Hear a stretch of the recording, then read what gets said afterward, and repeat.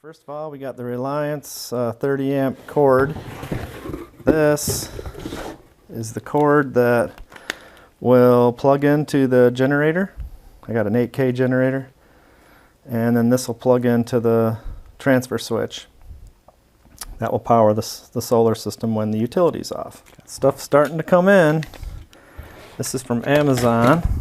This is the Reliance 30 amp inlet plug. This is what I'll use to get the generator power in. There it is. Nice. Spring-loaded door. There we go. 30 amps. Got my 60 amp transfer switch. Utility comes in one side, generator on the other. That's how we're going to switch power to the system on the input side. Great. Let's take a look inside. Hey, there you go. Okay, here we have the Reliance transfer switch. This is the main panel for the output of the system. It can take up to an 8,000 watts off a generator. In this case, I'm going to be pumping the output of the solar power system to this. And it gives me the flexibility of being able to switch items in the house from either line, or I can put them on the solar system. Stuff like a well pump, I might normally run off my line, and when the power goes out, I can selectively switch that back to the solar when I need it. So it gives us some more flexibility and something I think will come in real handy. This is the secondary output panel. This will be mounted in this same room just so I can plug in my freezer and maybe some other things out here. Let's take a look. There we go. It's a 8 position. I probably only use 1 or 2 of them. Maybe 3. That's about it. Who knows?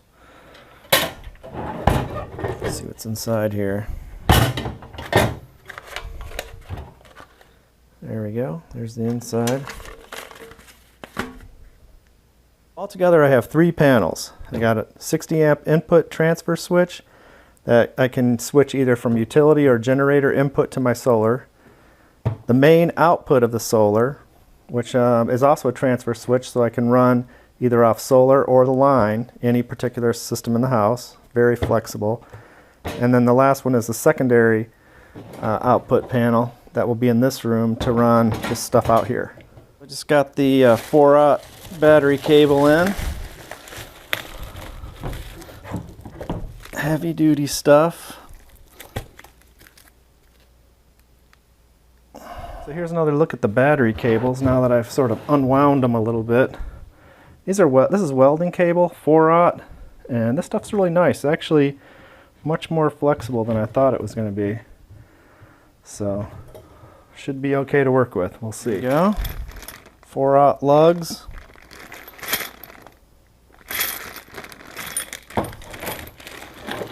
I think that's a 3/8 hole. Look at that. This is the PV wire. This is what I'll use to wire up the panels. I got 3 of them 100 foot long with the H4 connectors. So the way this is going to work is I'll actually cut these cables, not exactly in half, but as needed, because some will be longer than others, so that each end will plug into the solar panel and the other end will be no connector that will plug into the combiner box. Here we got 500 feet of number 6 10 wire. That's black. I'm going to run it for the from the combiner box back to the power wall, and I'll put the tape on it to mark what it is. Here we have the green number 6 10 wire. It's also from going to the combiner box back to the power wall, and the number 6 grounding wire, bare copper. This is my 1-inch liquid tight conduit. I'm going to run the PV wires in this through the attic and down through the walls. This is the 6'3" AC wire. That's what I'm going to use for the input to the system, 125 feet. Got this from Lowe's. I got my electrical tape. Got this from CED. So I can mark the wires. I use black wires, but I can use the color code. The tape. 2 amp for the battery monitoring kit. Got a couple of AC breakers. Got a 60 amp that feeds the power wall, and I got a 50 amp.